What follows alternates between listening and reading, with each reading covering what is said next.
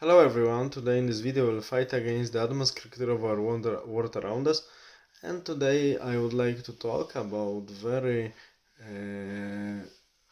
particular book I found on the internet. It was perfect scan of the book in Polish, written on the basis of the works of Henry Rawlinson, but originally published in Polish by a Polish historian, actually with many specialties, Mr. Tadeusz Korzon. And the title of this book, translation in English, would be The New History of Mesopotamia and Iran. And on about 50 pages, Mr. Korzon summarizes for his times the newest findings about the history of Persia and Mesopotamia. So of course Sumerians are not there, but we have quite nice draft of the history of Assyrians, Babylonians and Persians. Of course he doesn't go down to the conquest of Alexander, but ends up at the beginnings of Achaemenid dynasty. But I really like this book, originally published in 1872, because it's worth reading for many reasons. One of the reasons is that we know how much it was already known when the Assyriology was in its infancy, and how much was not known at the same time, but thanks to the intellect, intuition, and hard work of historians, how well the past of these ancient times was already reconstructed in their works.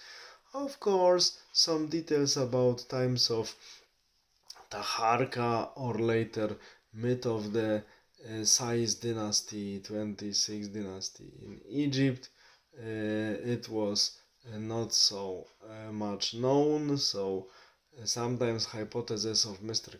Corzon and Mr. Rawlinson are not so valid anymore, but despite this fact and some, of course, chronology, especially for oldest dynasties, are not completely valid because the datation system was not the best at those days. But still, despite all of these limitations people had in the mid 19th century, their general reconstruction of the history, Middle Eastern history and ancient Egyptian history, is incredibly well done.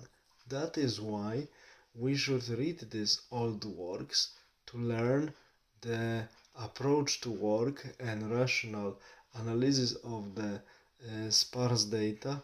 We should learn it from our ancestors to restore scholarship of modern days.